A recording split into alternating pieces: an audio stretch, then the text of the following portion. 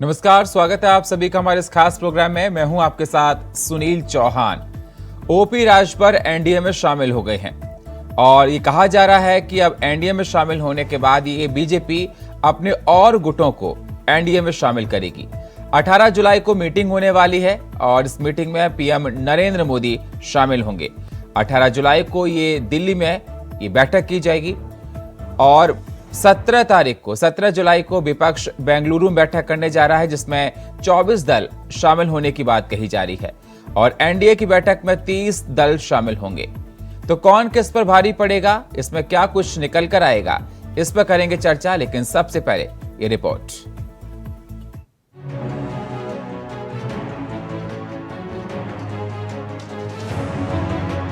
दो 2024 के लोकसभा चुनाव को लेकर तैयारियां तेज है। रैली और प्रचार के माध्यम से जनता को साधने की कोशिश जारी है।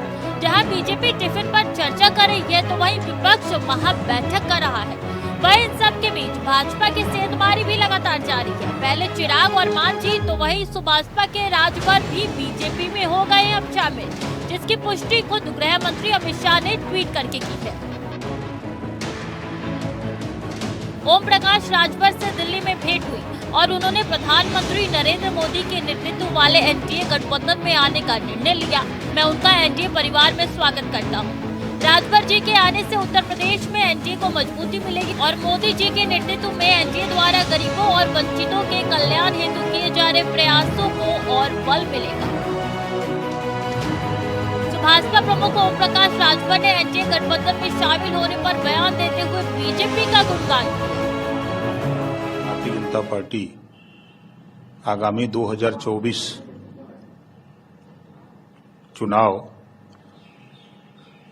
मिलकर लड़ने का जो 14 तारीख को दिल्ली में माननीय अमित शाह जी से मुलाकात हुई और लगभग 1 घंटे विभिन्न बिंदुओं पर जो गरीब, कमजोर, वंचित, शोषित, पीड़ित हैं उनके उत्थान के लिए और जो समाज में जरूरत है कि चाहे थाने की समस्या हो, तहसील की समस्या हो, ब्लॉक की समस्या हो, जो गरीब कमजोर हैं उनको छतरी की आवश्यकता थी। इन सब मुद्दों को लेकर के माननीय गृह मंत्री अमित शाह जी से मुलाकात हुई, बात हुई और उन्होंने सहमति जताई और दोनों दल के मिलने से पूरे प्रदेश में एक बड़ी ताकत पैदा होगी और जो लक्ष्य है देश के प्रधानमंत्री माननीय नरेंद्र मोदी जी का कि गरीबों का उत्थान, कमजोरों का उत्थान, पिछड़े दलित अल्पसंख्यक का उत्थान, जो उनकी सोच है उस सोच को आगे बढ़ाने में बड़ी मदद मिलेगी। इस बात के लिए हम देश के प्रधानमंत्री माननीय नरेंद्र मोदी जी और देश के गृह मंत्री माननीय अमित शाह जी और उत्तर प्रदेश के मुख्यमंत्री योगी आदित्यनाथ जी को धन्यवाद देता हूं कि इस लड़ाई में हम लोगों को साथ उन्होंने लिया है। इसके लिए हम तीनों लोगों के जहां लोकसभा चुनाव को लेकर ये मुलाकात अहम मानी जा रही है तो वहीं यूपी की राजनीति के लिए भी ये सुनहरे पल से कम नहीं है, जिस पर सियासी पारा हाई है। भारतीय जनता पार्टी शासनकाल में श्रद्धेय परम आदरणीय मोदी जी के शासनकाल में देश और प्रदेश में जो सरकार चल रही है उसी को लेकर के आदरणीय नेता ओम प्रकाश राजभर जी अमित शाह से मिलने के बाद हमारी यही वेदना रही है, स्वतंत्र भारतीय समाज पार्टी के तमाम कार्यकर्ताओं की यही वेदना रही है कि थाने चौकी में, ब्लॉकों में उनके काम नहीं हो पा रहे हैं। जिन मुद्दों को लेकर के शोषित, वंचित, अति पिछड़ा, दलित की हक अधिकार को उठाने के लिए स्वतंत्र भारतीय समाज पार्टी हमेशा तत्पर रही है। उन्हीं मुद्दों को लेकर के स्वतंत्र भारतीय समाज पार्टी और भारतीय जनता पार्टी में गठबंधन हुआ है। इतिहास गवाह है कि भारतीय जनता पार्टी ने सबसे बड़ा एनडीए का कुनबा चलाया है माननीय अटल जी के नेतृत्व में और आज फिर हम अपना परिवार बढ़ाने के उसमें हैं। हम इस समय गठबंधन की राजनीति है और गठबंधन की राजनीति में एनडीए को बड़ा करना है।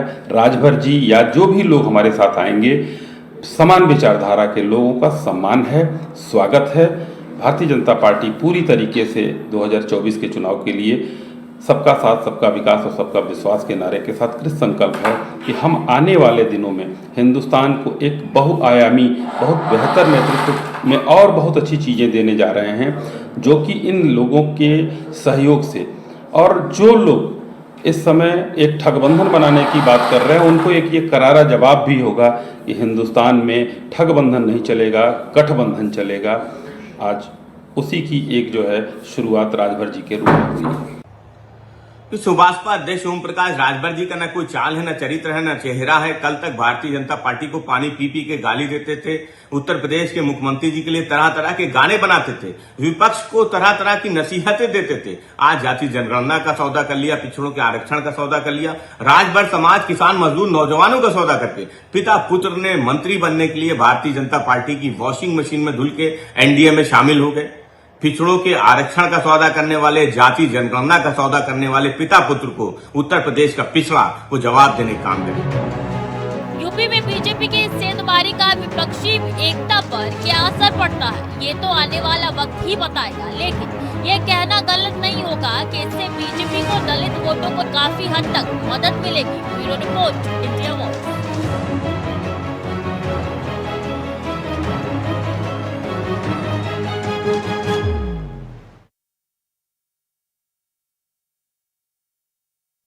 तो देखा जा रहा है कि एनडीए की 18 जुलाई की बैठक को लेकर चर्चाएं जोरों पर हैं और जिस प्रकार से ओपी राजभर आज एनडीए में शामिल हो गए, उसके बाद तमाम तरह के कयास लगाए जा रहे हैं। 17 जुलाई को बेंगलुरु में विपक्ष मीटिंग करने जा रहा है जिसमें 24 दल मिलेंगे और 18 जुलाई को दिल्ली में होने वाली बैठक में 30 दल एनडीए में जो है उस पर चर्चा की जाएगी। बीजेपी ने तमाम दलों को न्योता भेजा है। तो क्या कयास लगाए जाएं 2024 को लेकर, कौन किस पर भारी पड़ेगा, किस में कितना है दम, और साथ ही साथ ये देखा जा रहा है गठबंधन जरूरी है या मजबूरी है। तमाम ये सवाल लगाए जा रहे हैं। ओपी राजभर आज एनडीए में शामिल हुए, कौन कौन सी बातों को लेकर डील हुई होगी, क्या पिछड़ा वर्ग का वोट उनको आगे जीत दिला पाएगा। तमाम सवाल इस प्रकार के निकल कर आ रहे हैं। तो इस पर देखा जा रहा है कि विपक्षी दल अपनी अपनी बात कह रहे हैं और आज ओपी राजभर एनडीए में शामिल हो गए और गृह मंत्री अमित शाह से मिले, उनकी मुलाकात हुई और उसके बाद उन्होंने इसकी जानकारी दी। तो ओपी राजभर के बीजेपी में शामिल होने के बाद क्या कयास लगाए जाएं कि आने वाले लोकसभा चुनाव में बीजेपी को इससे कुछ राहत मिलेगी। और इस पर चर्चा करने के लिए हमारे साथ अनूप सांडा, प्रवक्ता समाजवादी पार्टी के, हमारे साथ विजय खैरा, नेता बीजेपी के, हमारे साथ डॉक्टर धनोज कुमार, राजनीतिक विश्लेषक, और हमारे साथ सुनील सिंह, प्रदेश प्रवक्ता सुभाषपा के हमारे साथ जुड़ चुके हैं। स्वागत है आप सभी मेहमानों का हमारे साथ जुड़ने के लिए चर्चा में। सबसे पहले सुनील जी, मैं आपके पास आना चाहूंगा। आज आप बीजेपी में शामिल हो गए और ओपी राजभर ने कहा कि हम बहुत सारे मुद्दों को लेकर आए हैं, जो मुद्दे बेहद जरूरी थे। ऐसे कौन से हैं मुद्दे थे जिसको लेकर आप आज बीजेपी में शामिल हुए? हेलो जी सुनील जी, मेरी आवाज आपको मिल रही है? हाँ, मेरी आवाज आ रही है आपको? जी सर, आ रही है आपकी आवाज। देखिए, पहली बात तो आपने जो शब्द का प्रयोग किया है कि बीजेपी में शामिल हो गए, तो बीजेपी में हम शामिल नहीं हुए हैं, एनडीए का एक हिस्सा बने हैं। तो हमारी शर्तों के आधार पे गठबंधन नहीं होता है, दिल दिमाग जहां मिलता है उससे गठबंधन होता है। निश्चित तौर पर देश के प्रधानमंत्री जो हमारे मोदी जी हैं, उनके नेतृत्व में देश ऊंचाइयों तक जा रहा है और जो भी दबे कुचले पिछड़े वंचित समाज हैं, जिनको हक अधिकार नहीं मिलता था, उनके हक अधिकार आज मिल रहे हैं। इन्हीं सब चीजों को लेके हमारे नेता आदरणीय ओम प्रकाश राजभर जी हमेशा पिछड़े दबे कुचले वंचित समाज की लड़ाई लड़ते हैं और इन्हीं सब चीजों को उठा के और आज जमीनी स्तर से उठ के आज पूरे देश की राजनीति में एक अपना दमखम दिखाने का काम किए हैं। तो हम जिन मुद्दों पे भारतीय जनता पार्टी के साथ हमारा गठबंधन होने जा रहा है, वो मुद्दा शुरू से ही भारतीय जनता पार्टी का भी रहा है कि जो समाज में दबे कुचले लोग हैं, जो अंतिम पायदान पे खड़े लोग हैं उन तक योजनाओं का लाभ नहीं पहुंच पा रहा है, उन तक हम पहुंचाने का काम हमारे देश के यशस्वी प्रधानमंत्री, प्रदेश के मुख्यमंत्री जी कर रहे हैं। तो हम भी उस रेस में हम चाहते थे कि हम लोग भी भारतीय जनता पार्टी के साथ मिलके और देश को नई ऊंचाई पे पहुंचाने का काम करें। उसी को लेके हमारा आज गठबंधन, हमारे नेता आदरणीय ओम प्रकाश राजभर जी ने पत्रकार वार्ता कर सुनील जी कौन मतलब जो है पिछड़े लोगों को मतलब सहूलियत नहीं दे रहा है, कौन उनकी उम्मीदों पर खरा उतर नहीं रहा है? आप कह रहे हैं कि सरकारें उनके काम नहीं कर रही हैं?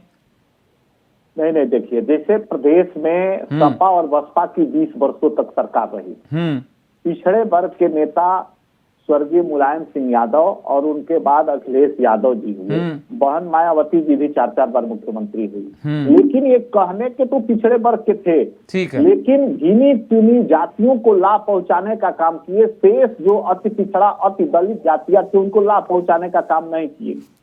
उन्हीं की लड़ाई हमारे नेता आदरणीय ओम प्रकाश राजभर जी लड़ रहे हैं और उन्हीं की लड़ाई को लड़ते हुए उनको लाभ कैसे पहुंचाया जाए, समाज को कैसे लाभ दिलवाया जाए, इन सब चीजों को लेकर भारतीय जनता पार्टी के साथ हमारा गठबंधन तय हुआ है। लेकिन सर, समाजवादी पार्टी तो आप उनके साथ अलायंस में थे, अब आप उनको कह रहे हैं कि ठीक नहीं है, और 2019 में आप बीजेपी के साथ थे, फिर बीजेपी से आप हट गए, अब बीजेपी में आप शामिल हो गए, और आपकी पार्टी के कहते थे राजभर जी कि बीजेपी को जमीन में दफना दूंगा, मोदी योगी का जूता साफ करते हैं पिछली जाति के लोग। आप बीजेपी में शामिल हो गए तो सबको अच्छा हो गया। नहीं, देखिए, जब चुनाव आता है और जिसके साथ आदमी रहता है जी, तो जिस तरह युद्ध में एक दूसरे के ऊपर तीर चलाया जाता है, उसी तरह चुनाव में एक पीरियड में भी वाणी का तीर चलाया जाता है। उससे बहुत कुछ कहने का हमको कोई मतलब भी नहीं है। राजनीति में कब जो जिसके साथ रहता है उसके पक्ष में बोलता है, विरोध में जाता है तो उसके पक्ष में बोलता है। लेकिन इतना मैं जरूर कहूंगा कि अखिलेश यादव जी किसी भी प्रदेश के पिछड़े वर्ग के नेता को आगे बढ़ने नहीं देखना चाहते हैं। वो चाहते हैं कि पिछड़े वर्ग के नेता हम स्वयं रहें, कोई दूसरा पिछड़ा वर्ग का नेता इस प्रदेश में न उभर पाए। अनूप जी, आपने सुना इनको, सुनील जी को? अनूप जी, मेरी आवाज आपको आ रही है? जी, अरे आपको आ रही मेरी आवाज? हाँ, आपकी आवाज सही आ रही सर। आपने सुना सुनील जी को? उन्होंने कहा कि अखिलेश यादव जी चाहते हैं कि कोई आगे ना बढ़े। देखिए, ये दरअसल सत्तावादी लोग हैं, हम लोग तो है समाजवादी और भाजपा है सत्तावादी। जैसे लोहा चुंबक की तरफ अपने आप आकर्षित होता है, जहां सत्ता होती है उस तरफ ये लोग अपने आप खींचे चले जाते हैं। जब 2022 के पहले लगने लगा कि सत्ता इस बार समाजवादी पार्टी के पास आ सकती है, तो अखिलेश यादव जी उत्तर प्रदेश के पिछड़ा समाज के और भारत के पिछड़ा समाज के बड़े नेता इनको दिखाई दे रहे थे। और अभी भी हमारे भाजपा के मित्र ने बात कही कि मुलायम सिंह जी बड़े नेता थे, पिछड़ों के नेता माने जाते हैं, खुद ही कह रहे हैं, खुद ही उससे इनकार भी कर रहे हैं। और पूरी बातचीत में इनका जो वैचारिक विचलन है, जिस तरीके से वैचारिक तौर पे लोग कहिए ट्यूटर इन्होंने लिया है, वो अपने आप स्पष्ट हो जा रहा है। अभी 2 दिन पहले मैंने माननीय ओम प्रकाश राजभर जी का एक साक्षात्कार देखा था किसी चैनल पे, तो उसमें वो कह रहे थे महिला आरक्षण के मुद्दे पे मुझे बात करनी है अमित शाह जी से, जाति जनगणना के मुद्दे पे मुझे अमित शाह जी से बात करनी है, पिछड़ी जातियों के आरक्षण पे बात करनी है, आय की असमानता इस देश में कैसे दूर होगा उसके बारे में बात करनी है, पिछड़ों के तमाम मुद्दे हैं उनके बारे में बात करनी है। 48 घंटे में सारे फैसले हो गए और आज ढोल बाजे के साथ एनडीए में शामिल हो गए। तो एनडीए में शामिल होना इनको मुबारक हो, पिछड़ा समाज, दलित समाज के सामने इनकी पोल खुलना इनको मुबारक हो, और उसके साथ साथ पीडीए से एनडीए कितना घबराया हुआ है ये बात भी स्पष्ट होना इस देश की जनता को मुबारक हो। क्योंकि जब से पीडीए की बात आई है, भारतीय जनता पार्टी और एनडीए बुरी तरीके से बौखलाया हुआ है कि जैसे लगता है कि कोई किसी छोटे कमरे में आप बंद रहे और वहां कोई विषैला जीव निकल जाए, सांप वाप उस तरीके से नाच रहे हैं। पता नहीं क्या घबराहट है। अब आप देखिए 17 तारीख को अभी बैठक होने जा रही है पीडीए की, और एनडीए ने भी अपनी बैठक बुला ली। ये जैसे वो दिखाना चाहते हैं देश की जनता को कि हमको पीडीए से कमजोर मत समझिएगा, दरअसल एनडीए अपने आप में देश की जनता से एक ऐसा धोखा है जिसको जनता लगातार खा रही है पिछले कई सालों से। अभी ये विचारधारा की बात कर रहे थे, एनडीए में किस किस विचारधारा के दल हैं? गोवध के खिलाफ, गोवध को रोकने वाले भी दल है, भाजपा जो गोवध रोकने की बात करती है, और ऐसे भी दल हैं जो गोमांस की बिक्री के लिए चुनाव में घोषणा पत्र में लिखते हैं कि साहब गोमांस की बिक्री की जाएगी। केरल में, गोवा में, पूर्वोत्तर राज्यों में ये एनडीए में था कि इन्होंने जम्मू कश्मीर में उस पीडीपी के साथ सरकार बना ली थी जो कहती थी कि हम हमारे कश्मीर में पाकिस्तान की करेंसी चलनी चाहिए, जो अफजल गुरु को नेता मानती थी। उस पीडीपी के साथ गठबंधन करने वाले लोग, तो एनडीए और सुभाषपा ये दोनों समान रूप से एक अवसरवादी, अभी मैंने सुना आपके चैनल पे कोई भाजपा के प्रवक्ता महोदय बोल रहे थे कि ठगबंधन और गठबंधन, तो गठबंधन की बैठक तो बंगलौर में होने जा रही है, और जो ठगबंधन है जिसके द्वारा देश की जनता भी ठगी गई है 2 बार, इस ठगबंधन की पोल अब जनता के सामने खुलने लगी है। महंगाई का मुद्दा, बेरोजगारी का मुद्दा, देश की सीमाओं पर चीन से जो असुरक्षा हो रही है उसके प्रति प्रधानमंत्री का जो उपेक्षा भाव है।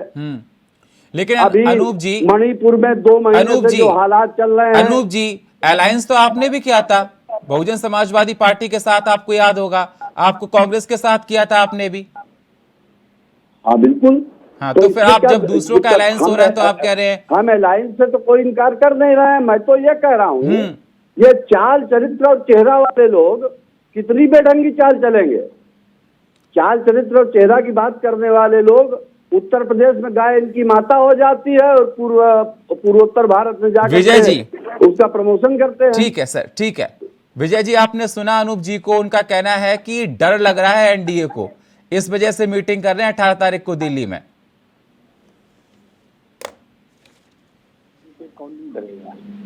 अपराधी पार्टी है जिसमें गुंडे भरे पड़े हैं, एक से एक उत्तर प्रदेश में।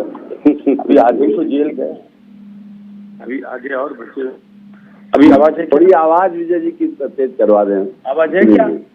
एक सेकंड विजय जी की आवाज थोड़ा ठीक कीजिए। हाँ, तो मैं ये कहता था कि जहाँ तक ये डराने की बात कर रहे हैं, हाँ भाई तो डरते हैं आपसे, क्योंकि अपराधियों से पूरी दुनिया डरती है, और अभी आधे ही जेल में गए हैं, बाकी और चले जाएंगे थोड़े दिनों में। ऊपर से नीचे तक अपराधी भरे पड़े जिस पार्टी में, वो हमें डराने की बात कर रही है। उस नरेंद्र मोदी को कह रही है डराने की, उसकी पार्टी को जिसने पूरे विश्व में झंडा गाड़ दिया भारत का, जिसने पाकिस्तान को घुस के मार दिया, उसकी बात कर रहे हैं ये लोग। खैर ये तो छोड़ दीजिए। अब मुख्य बात यहाँ पर ये है कि सुहेल देव पार्टी के मुखिया राजभर जी ने एनडीए का ज्वाइन करना, उन्होंने अपना रुख बहुत पहले स्पष्ट कर दिया था। जैसे ही चुनाव हुए विधानसभा के, उन्होंने ये बोला था कि एसी में बैठ के राजनीति नहीं होती। अभी सापा जी को, प्रवक्ता को याद दिला रहा हूँ मैं, उन्होंने उसी वक्त समझ लिया था कि अब सापा की नाव में पार नहीं कर सकते हम, और राजनीतिक वातावरण तो समझते हैं। बाद में छोटी मोटी बातें इधर उधर राजनीतिक, कभी दबाव के लिए, कभी हितों के लिए अपनी पार्टी के, वो तो बोलते रहते हैं। पर मुख्य बात ये थी कि उस पार्टी के राष्ट्रीय अध्यक्ष पर ये कमेंट करना कि वो एसी में बैठता है, जनता से नहीं मिलता है, ये मामूली बात नहीं थी। उसको समझना चाहिए था उनके इशारे को। राजभर जी ने जो इशारा किया था वो सारा सोच समझ के किया होगा। रहा आज की बात, हर नेता, हर पार्टी के पास 3 चीजें होती हैं। एक तो वो देखता है कि जनता का रुख कहाँ है, हवा कहाँ चल रही है, किस तरफ लोग जा रहे हैं, एक तो ये देखता है। दूसरा ये देखता है कि उसकी अपनी पार्टी, जो छोटी पार्टियां विशेष तौर से क्षेत्रीय पार्टी, कि उनका हित कहाँ सधेगा, उनकी पार्टी कहाँ सुरक्षित रहेगी और तरक्की करेगी, उन्नति करेगी, उसके लिए वो समझौता करते हैं। और तीसरी ये है कि जो राजनीति में है वो सत्ता में आके जनता की अधिक सेवा कर सकता है।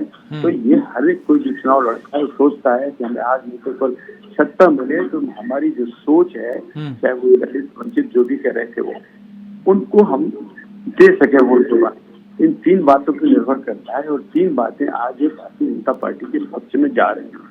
यानी विश्व स्तरीय तो नेतृत्व है भारतीय जनता पार्टी के पास, और उत्तर प्रदेश में जो योगी जी ने झंडे गाड़ दिए सेवा के, मकान के, शौचालय के और गुंडागर्दी बंद करने के, जो सुरक्षा मिली है लोगों को, एक वो है। आज मान लो सोहेलदेव पार्टी, सोहेलदेव भारतीय समाजवादी पार्टी जो है, अगर इस पार्टी का एक मोटिव है, एक इनका उद्देश्य है कि हमको हमारे दलितों और वंचितों की ये बात कर रहे हैं जो उनके अधिकार मिले, अगर उनकी ये सोच है तो भी इससे बड़ी आवश्यकता पड़ सकती है सुरक्षा के लिए। कभी बड़ा इश्यू आ जाता है कि आज सुरक्षित चाहिए, हमें सुरक्षा चाहिए। विजय जी, आप कान से फोन लगा के बोलिए, थोड़ी आपकी आवाज क्लियर नहीं आ रही है सर। मैं ये कह रहा हूँ जी कि अगर मान लो इनके मुद्दे हैं पार्टी के, तो कभी कभी वो राष्ट्रीय हित में, प्रदेश के हित में या जनता के हित में या बड़ी समस्याएं और आ जाती है सामने, तो उनको लोग पीछे रख लेते हैं। अच्छे नेता हैं तो आज ओम प्रकाश राजभर जी ने इस बात को समझा है, और जब से सरकार आई है नेचुरली 1 साल से वो उस पर गणित लगा रहे होंगे कहाँ क्या है, और आज उनने एनडीए को ज्वाइन किया है। हमारी तरफ से स्वागत है, क्योंकि उनके पास जमीन है, उन्होंने दिखा दिया। तो आपको सर लगता है कि राजभर के आने से आपकी राह आसान होगी 2024 की? हमारी राह तो आसान थी, लेकिन और अच्छा होगा। भाई सवाल है, कुछ भी हो, राजभर जी गाजीपुर सीट को लेकर डिसाइड हो जाएगा कौन। राजभर जी कहाँ पार्टी में जाए, कहाँ नहीं जाए, राजनीति में दल बदले नहीं बदले, ये तो एक बात है। लेकिन दूसरी बात है उनके पास जमीन है, दूसरी बात है वो एक बड़े भारी ग्रुप का, जाति का नेतृत्व करते हैं उस समाज का, इसमें कोई दो राय नहीं है, अपनी दम से राजनीति करते हैं। तो अगर आज उनको लग रहा है कि कहाँ भला है प्रदेश का, कहाँ गरीब का भला है, और सामने काम देख रहे हैं, इसलिए वो एनडीए में आए हैं, और हम छोटी पार्टियों का हित देखते हैं, ये दूसरी बात है। शायद यही उनका मनसा रही होगी। ठीक है सर, ठीक है।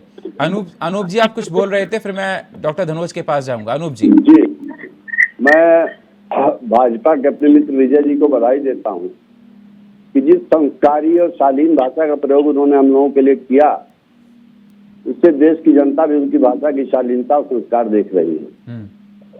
और मैं उनको याद दिलाना चाहता हूं कि एडीआर की रिपोर्ट उठा करके देख लें कि सबसे ज्यादा अपराधी किस पार्टी में है, सबसे ज्यादा मुकदमे किस पार्टी के विधायकों के ऊपर हैं। ये दरअसल भारतीय जनता पार्टी की विचारधारा ही एक झूठ को 100 बार दोहरा करके सच साबित करने की है। लेकिन हम इनको गुंडा भी नहीं बोलेंगे, हम इनको झूठा भी नहीं बोलेंगे, हम इनको अपनी बात से मुकरने वाला भी नहीं बोलेंगे। हम तो यही कहेंगे कि विजय जी बहुत वरिष्ठ हैं, और थोड़ा सा अगर भाषा में इसको शालीन कर लेंगे तो ज्यादा बेहतर होगा। ठीक है डॉक्टर धनोज। डॉक्टर सर, आपने सुना सभी लोगों को? मेरी आवाज सर मिल रही है आपको? बिल्कुल, मेरी आवाज आप तक आ रही है? जी सर आ रही है। डॉक्टर धनोज जी, जिस प्रकार से आज देखा जाए कि एनडीए में शामिल हो गए हैं सुपासपा के अध्यक्ष, और अब देखा जा रहा है कि 2024 के इलेक्शन को लेकर कहीं ना कहीं बीजेपी के लिए पूर्वांचल में राह आसान हो गई है, और 30 दलों के साथ 18 जुलाई को दिल्ली में एनडीए की मीटिंग होने वाली है, जिसमें पीएम नरेंद्र मोदी भी शामिल होंगे, और 17 जुलाई को विपक्ष मीटिंग कर रहा है, और विपक्ष लगातार तमाम सवाल कर रहा है कि डर की वजह से एनडीए मीटिंग कर रही है। तो एनडीए को क्या डर है विपक्ष का? सबसे पहले तो इंडिया वाइज का और आपका बहुत बहुत धन्यवाद। और ये जो है, इस पर मैं 2 लाइन से शुरुआत करूंगा जी, क्योंकि ये घर वापसी है ओम प्रकाश राजभर जी का, तो वहीं से मैं शुरुआत करता 2 लाइन से। दहशत सी थी राजनीति सफर का, दहशत सी थी राजनीति सफर का, घर वापसी पर साथ मिला मजबूत हम सफर का, घर वापसी पर साथ मिला मजबूत हम सफर का। देखिए, ओम प्रकाश राजभर के विषय में 30 सेकंड में पहले बता दूं कि 14 साल में 6 बार अल्टी पल्टी किए हैं, और एनडीए में वापसी तो उसी दिन हो गया था इनका जिस दिन अनूप जी के पार्टी के सर्वे सर्वा ने उनकी गाड़ी मतलब जो गाड़ी दिया था वो लौटा लिया उनको, कहते ना रथी को रथ दिया और रथ वापस कर लिया। तो इसलिए अब जो है आदर अनादर, उत्तर प्रदेश में आदर अनादर किसी दल के लिए शोभा नहीं देता है। आज हो सकता है अनूप जी को ज्यादा चिंता हो, बधाई दे रहे हैं, लेकिन अनूप जी के साथ पार्टी के साथ गए थे ये लोग, लड़े भी थे चुनाव, लेकिन क्या ऐसी बात हो गई कि फिर इनकी राहें जुदा हो गई। तो राह जब जुदा होगा तो कहीं ना कहीं तो जुड़ के करेगा राजनीति, क्योंकि आज का जो परिवेश है सुनील जी, वो मैं आपको बता दूं साफ शब्दों में कि आज कोई भी दल जो क्षेत्रीय दल है, छोटा दल है, उनका आकार जो है ना किसी बड़े दल से अकेले दम पर लड़ने की नहीं है। भाषा का मर्यादा जितना रखकर बात करे, मैं तंज कस रहा हूं, भाषा का मर्यादा रखकर जितना ये लोग बात करें, लेकिन पूरे प्रदेश को, पूरे देश को पता है कि आज भाषा की मर्यादा किसी के पास नहीं है। कोई भी दल गारंटीड नहीं दे सकता है कि मैं बहुत सरल भाषा का यूज करता हूं। इसलिए इन सब चीजों से अलग हटकर मैं दो बात कहना चाहता हूं कि राजभर जी जो है वो मौसम वैज्ञानिक बन गए, जो हमारे बिहार के एक नेता हुआ करते थे, अब स्वर्गवासी हो गए, वो भी मौसम की जानकारी रखते हुए माला बदलते थे। अब मैं नाम क्यों लूं, मैं तो आपके साथ बैठा हूं, तो सिर्फ इशारा कर सकता, आप समझ जाइए। आजकल ये बने हैं वैज्ञानिक, इनको लगता है कि हम, लेकिन देखिए शब्द क्या है, आपके टीवी पर भी चला है, वंचितों, शोषितों, पिछड़ों, ठीक है, महिलाओं, और इन सबों के मान सम्मान को हम बरकरार रखने के लिए एनडीए में शामिल हुए। ये तो तय होगा एनडीए इसको कितना पार्टिसिपेशन के लिए वक्त देते हैं। ओम प्रकाश राजभर, हाँ एक चीज तो तय हो गया कि अब ओम प्रकाश राजभर जो जितना बोलते थे उतना नहीं बोल पाएंगे, क्योंकि उनको बोलने का पूरा मैदान मिला हुआ था, अब वो उतना मैदान नहीं मिलेगा। क्यों? क्योंकि सरकार में शामिल हो गए, तो सरकार में जो दल शामिल होता है उसको खामियाजा भी भुगतना पड़ता है, अच्छे बुरे का। दूसरी बात मैं जो कहना चाहता हूँ वो यह कि सीटों का बंटवारा लेकर, कि जो लोकसभा का चुनाव है उसमें सीटों का बंटवारा लेकर ओम प्रकाश राजभर जी का क्या बात हुआ। देखिए ओम प्रकाश राजभर जी मुख्यमंत्री जी से भी मिले थे, उस टाइम भी वो टाल गए। वो चाहते तो मुख्यमंत्री के द्वारा भी दल में शामिल हो सकते थे, लेकिन उनका अपना खट्टा मीठा अनुभव रहा योगी आदित्यनाथ जी के साथ, इसलिए उन्होंने अमित शाह जी को चुना।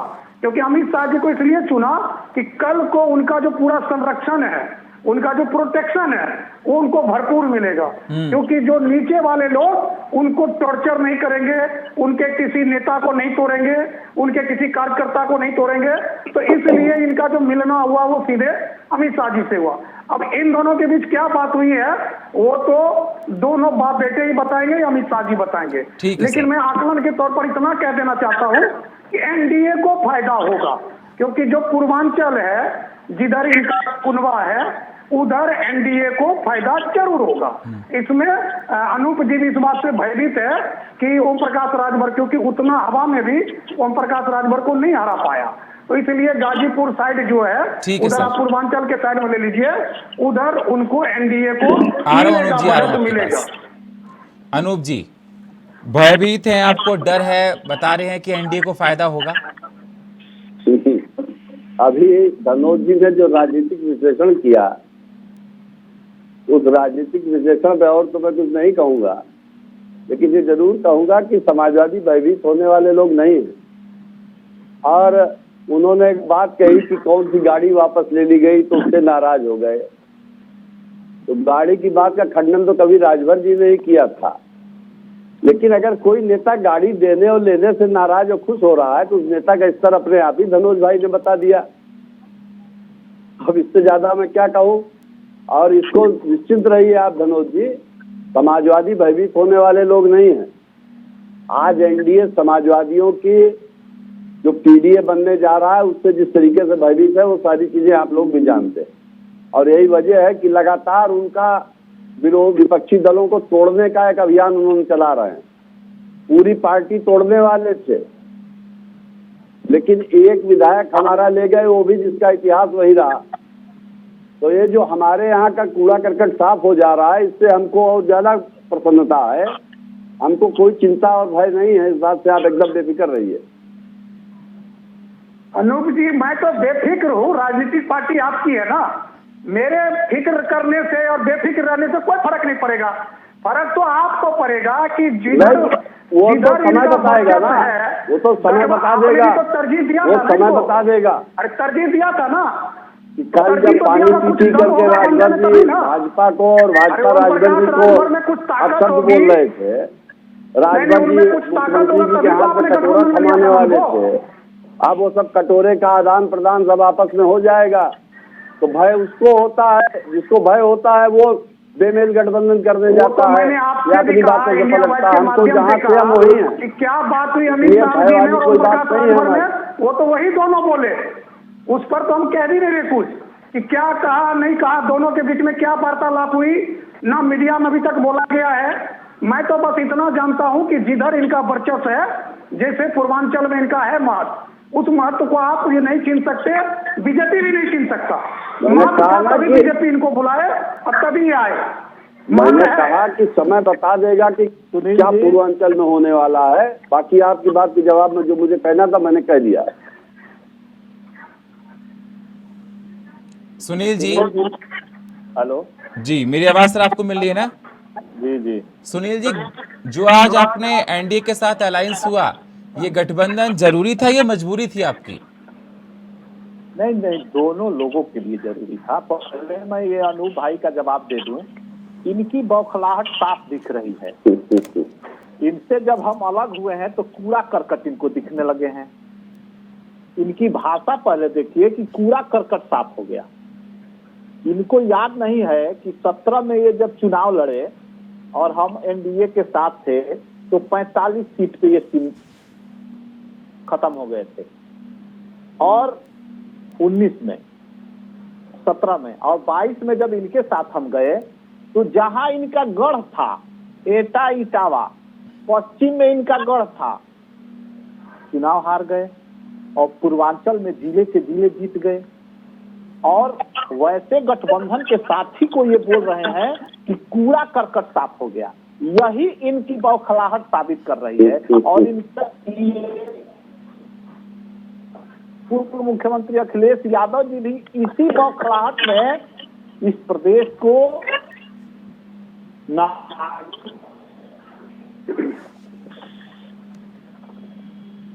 आवाज चली गई सुनील जी की।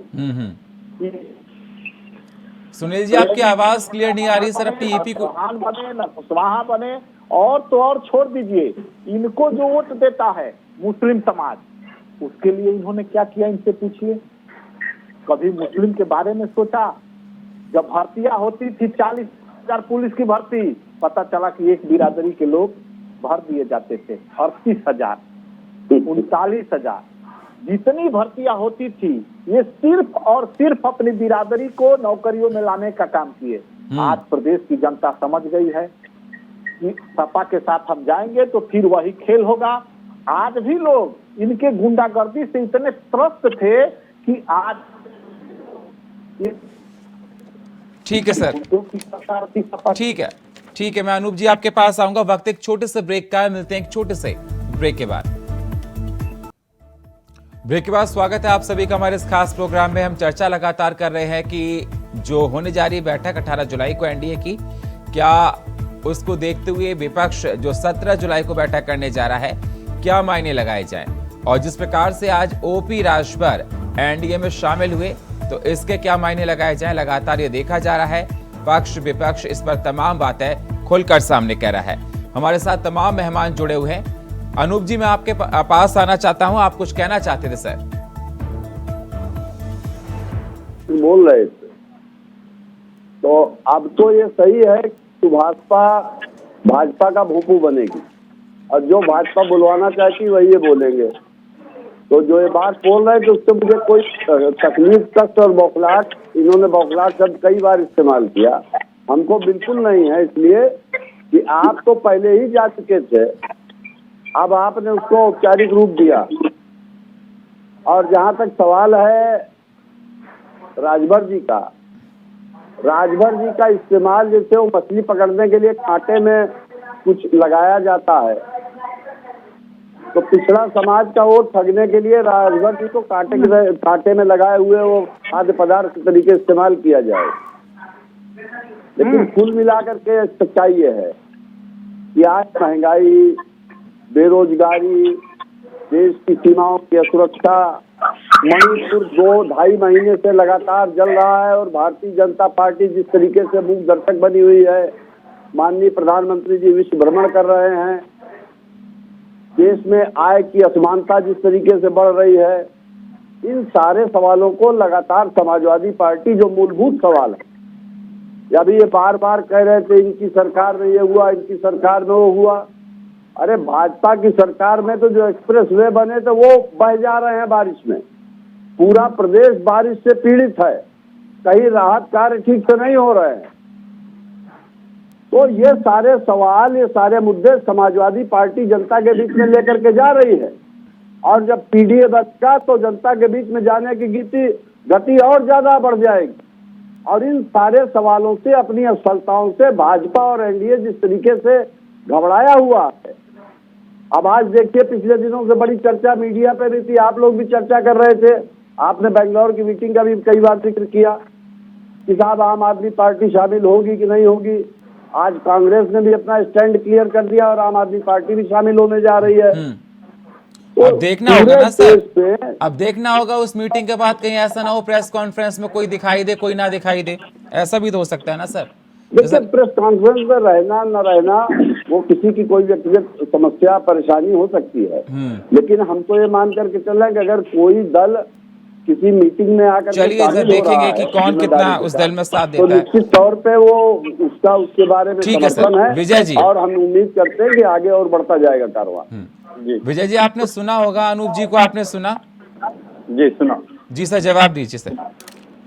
अभी बाढ़ की बात कर रहे थे, मणिपुर की बात कर रहे थे, प्राकृतिक आपदा हो या कोई भी इस तरह की घटना जैसे मणिपुर में हो रही हो, ये उससे राजनीतिक लाभ दिए बगैर नहीं मानते हैं। तो इसका प्रमाण है कोरोना। कोरोना में सपा के राष्ट्रीय अध्यक्ष ने क्या कहा था, वैक्सीन को घटिया बोला, उससे लोग नपुंसक हो जाएंगे, ये समाजवादी पार्टी ने बोला।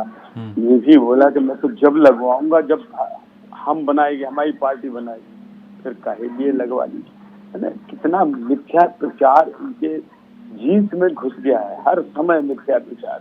कोरोना पे इन्होंने राजनीति से बख्शा नहीं हमको, आज घर पे राजनीति से नहीं बख्श रहे। बाढ़ एक प्राकृतिक आपदा है, जब वहां से आती है, हम छोड़िए आप अमेरिका तो इतना एडवांस है, स्पेन और लंदन में नहीं देखा था गाड़ी तैर गई थी रोड पर, अमेरिका में नहीं देखा था लोग कहा। विजय भाई आवाज आपकी धीमी आ रही है। हाँ अब सॉरी, अमेरिका में नहीं देखा था, लाखों लोग बेघर हो गए थे बाढ़ में, स्पेन में कारें डूब गई थी।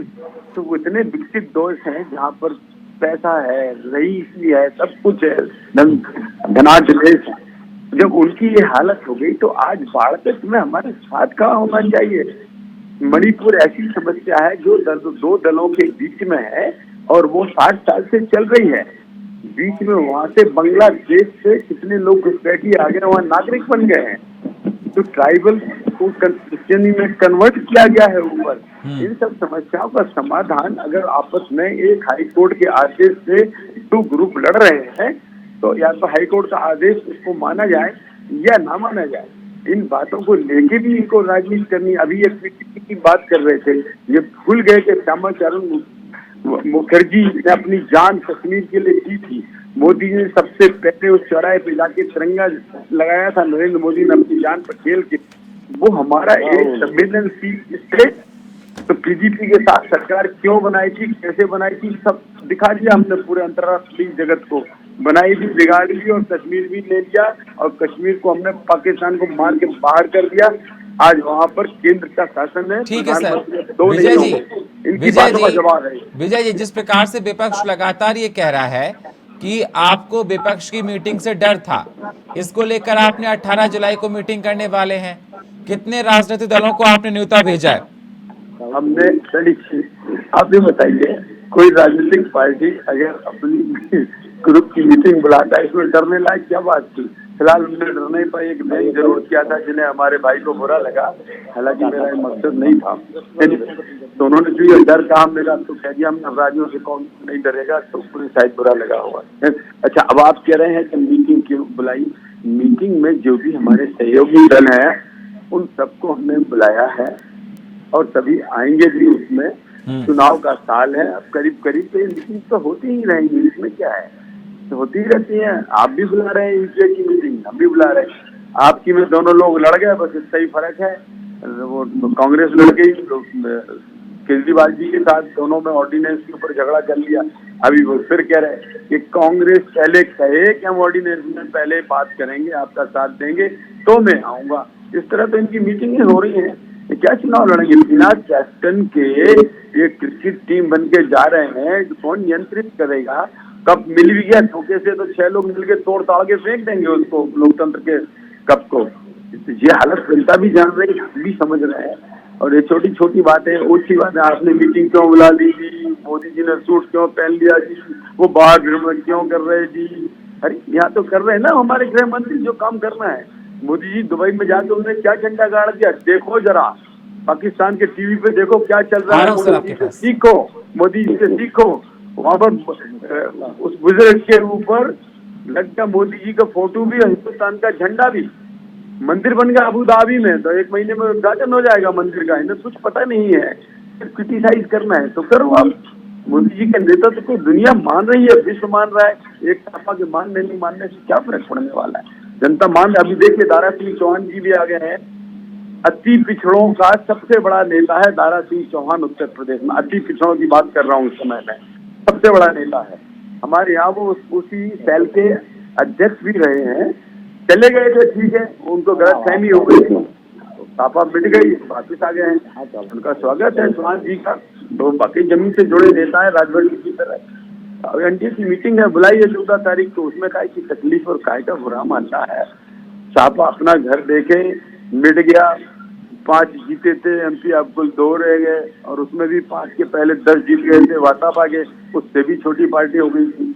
लोकसभा में शायद इनको 1 सीट मिल जाए तो भले मिल जाए, मैं नहीं समझता इन्हें कुछ मिलने वाला है। ठीक है सर, ठीक है। अनूप जी, फिर मैं धनोज जी के पास जाऊंगा। अनूप जी। और तो बाकी मैं कुछ नहीं कहूँगा, लेकिन हमारे भाजपा के मित्र भी मणिपुर की समस्या का जिक्र कर रहे हैं। आज जिस हल्के ढंग से उन्होंने मणिपुर की समस्या के बारे में विश्लेषण किया है, मैं तो भाई दाद देता हूँ इन लोगों की गैर जिम्मेदारी। मतलब मणिपुर में भी जो हो रहा है उसके लिए जिम्मेदार विपक्ष है, और हाईकोर्ट के आदेश से गड़बड़ हो रहा है। सरकार आपकी, पुलिस वहां जातियों में बट गई है, और ये कह रहे हैं कि होगा ठीक, अपने आप धीरे धीरे होगा। ये जवाब है सत्तारूढ़ दल का? आपको सोचने की बात है।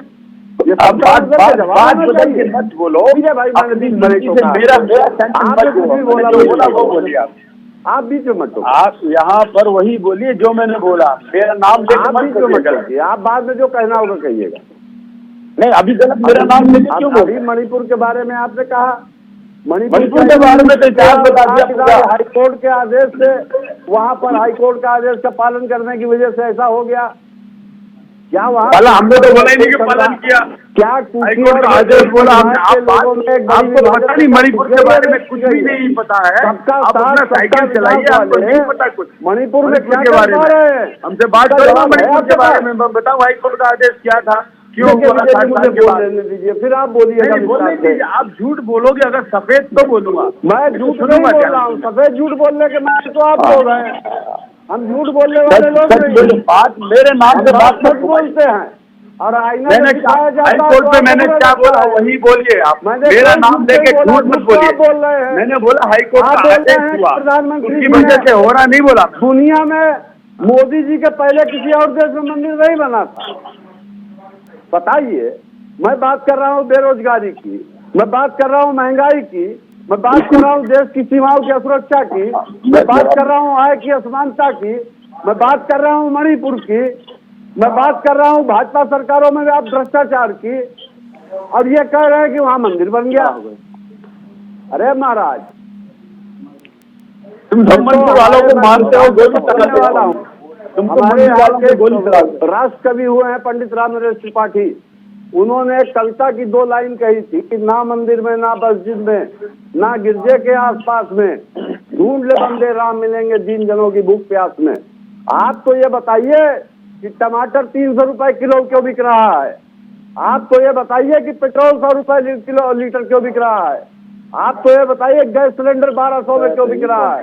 आप बता रहे हैं कि मंदिर बन गया, अभी तक चला लगा। मतलब देश की जनता को गुमराह करते करते आप लोगों की आदत पड़ गई है कि सम्मानित चैनलों पर बैठ करके भी जनता को भ्रमित करना चाहते हैं। सुनील जी, सच्चाई यह है कि भारतीय जनता पार्टी के पास शब्दों की घोटालेबाजी के अलावा अपने काम बताने के लिए कुछ नहीं। ये शब्दों के घोटालेबाज लोग, ठीक है, असत्य को लगातार दोहराने वाले लोग और अपनी कमियों का जिम्मा, अपनी असफलताओं का जिम्मा विपक्ष के सर पर मढ़ने वाले लोग हैं। यही वजह है कि इनको अपनी कमी कहीं नहीं दिखाई दे रही है और सही समय पे सही इलाज भी कर देगी जनता। ठीक है सर, समय बताएगा कौन किसका इलाज करता है। विजय जी कुछ कहना चाहते हैं? इनकी बातों का जवाब है। जी सर। पहली बात तो ये है, हम इनकी तकलीफ मंदिर बनने से समझ सकते हैं, क्योंकि इन्हें मंदिरों से बहुत चिढ़ है। वो मैं तकलीफ समझ सकता हूँ कि अगर विदेश में मंदिर बना एकदम इनकी तकलीफ निकल गई बाहर। इनमें कुछ और सुना भी जाए कवि जी का, उनका रामकृष्ण त्रिपाठी जी का कि साहब मंदिर, अरे मंदिर तो बनेंगे, मंदिर हमारी जान है। आप चाहे तो बोलो, कुछ भी कर लो, आप मंदिरों पे गोलियां चलवा लो, ऊपर लो, मंदिर तो बनेंगे ही बनेंगे। और जहाँ जहाँ मिटाए गए थे सब जगह कोशिश की जाएगी बनाने की, ये भी बता दे रहा हूँ अभी आपको। दूसरी बात आप करें, टमाटर महंगा है, महंगाई है, तेल महंगा है, तो कहो ना, ये कौन कहना, जाओ ना जनता पे भाई, जाओ ना, देख लेंगे ना, जनता सब समझती है कौन क्या महंगा है, कहाँ महंगाई है। जिस पाकिस्तान में 60 रुपए का अंडा बिकता हो एक, जहाँ पर 400 रुपए किलो टमाटर मिलता है।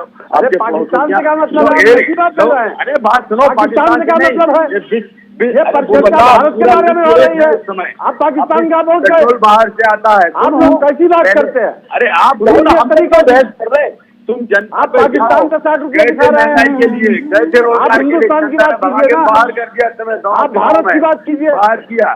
पाकिस्तान से हमको क्या लेना है? हमसे कह रहे हैं महंगाई, पाकिस्तान बाहर में चला जाए, तुम जाओ ना, बेरोजगारी आप क्या समझते हैं? जाओ, पाकिस्तान बच रहा है, ये पाकिस्तान का जिम्मेदार। अरे सब जानते हैं, आप पाकिस्तान की मित्रता निभाइए, का टोकरा भेज करके आप पाकिस्तान की मित्रता निभाइए, आप मंदिर की खिलाफत कीजिए, चर्चाओं में भी इस तरीके की बातें करते हैं। आपको जो करना आप करिए, आपको सनातन धर्म से चिढ़ है, रहने दीजिए, कोई बात नहीं है, हमें उसकी चिंता नहीं है। आपने खुशी नहीं जताई कि मंदिर विदेशों में बन रहे हैं, आपने दुख जताया, आपकी तकलीफ आज बाहर आ गई है।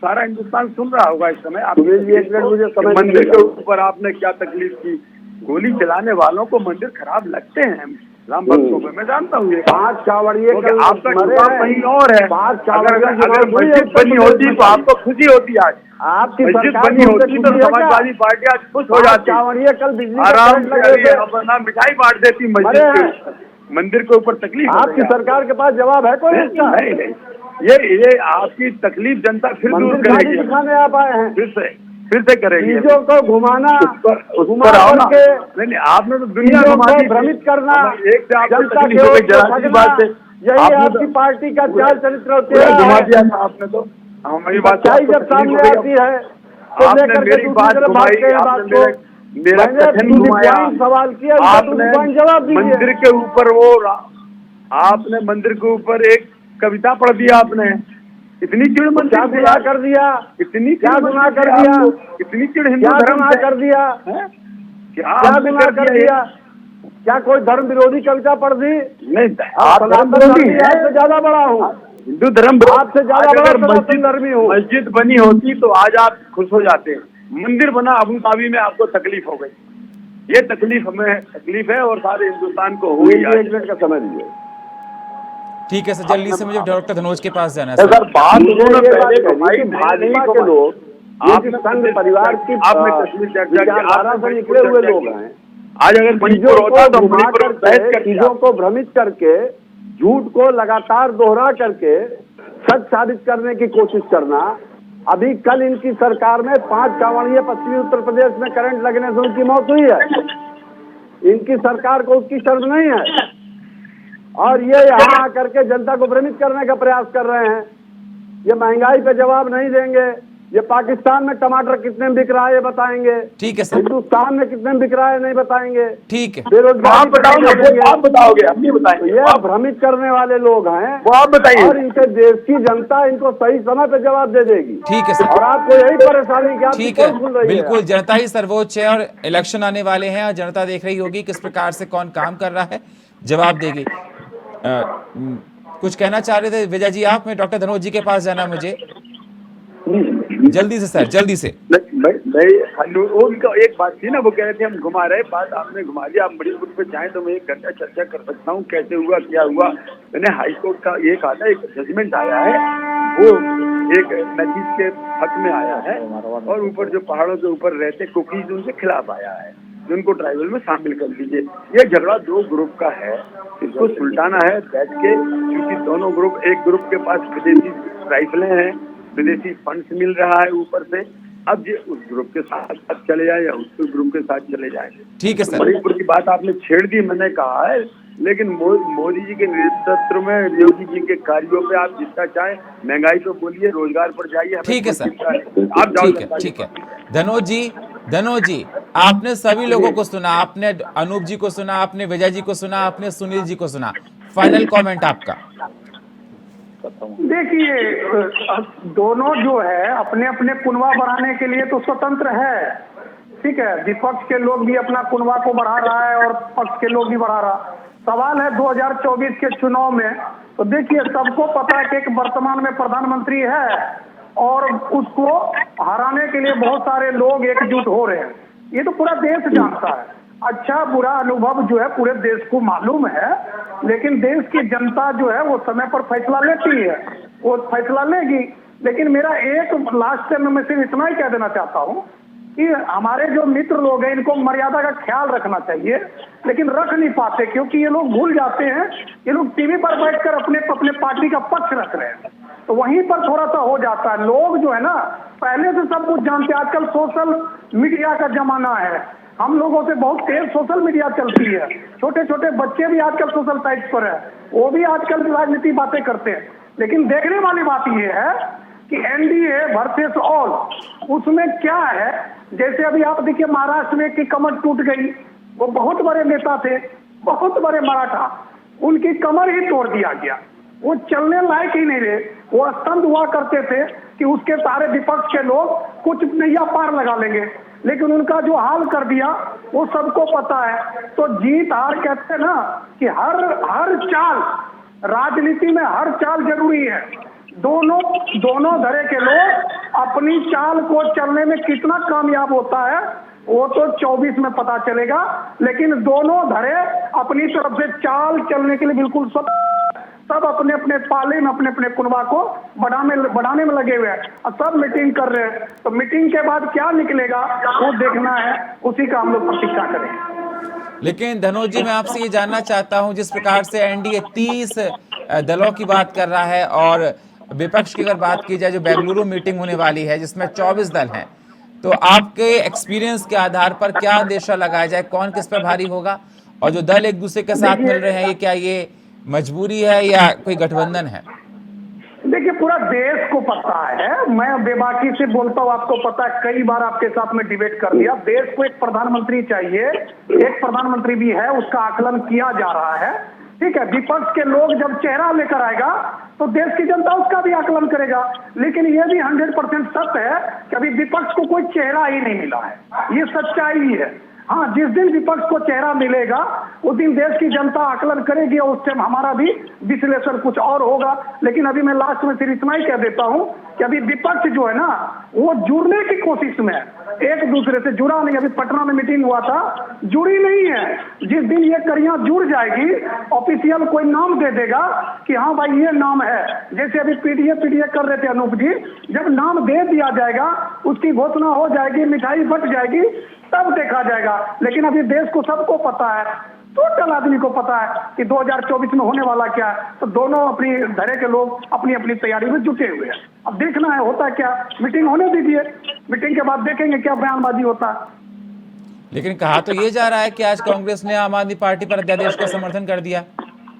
देखिए पूरे देश को पता है कि ये अध्यादेश में विपक्ष मुंह के गिर जाएगा, इन्हें भी पता है, सबको पता है, आम आदमी पार्टी को भी पता है, केजरीवाल को भी पता है कि विपक्ष कितना भी जोर लगा ले, वो कितना भी एड़ी चोटी एक कर ले, वो अध्यादेश पास होगा, क्योंकि उतना उसके पास एनडीए के पास है। राज्यसभा की बात कर लीजिए, उनके साथ बहुत अच्छे से दोस्त हैं, इसलिए उस पर बात मत करिए। और कोई गलतफहमी में रह रहा है तो उसको उनके गलतफहमी के साथ जीने दीजिए। मुझे बहुत मजा आता है कि कोई झूठ के सहारे जी रहा है, हमें सच्चाई के साथ जीने की आदत है। बिल्कुल, अब देखना होगा कि कौन किस पर भारी पड़ता है। बहुत बहुत शुक्रिया आप सभी मेहमानों का हमारे साथ जुड़ने के लिए। अनूप जी आपका, विजय जी आपका, डॉक्टर धनोज जी आपका और सुनील जी आपका बहुत बहुत शुक्रिया। लेकिन अभी देखना होगा कि मीटिंग में जिस प्रकार से कहा जा रहा है 18 जुलाई को एनडीए की बैठक होने वाली और 17 जुलाई को विपक्ष बेंगलुरु मीटिंग करने वाला है। दोनों ही पार्टियां अपनी अपनी तैयारियां पूरी कर रही हैं, लेकिन समय बताएगा कौन किस पर भारी है। लेकिन ये देखा जा रहा है अपने कुनबे को मजबूत करने के लिए छोटी छोटी पार्टियों को सभी अपनी साइड कर रहे हैं। और फिलहाल हमारे इस खास प्रोग्राम में इतना ही। बाकी खबरों के लिए आप बने रहिए इंडिया वॉइस के साथ। तब तक के लिए नमस्कार।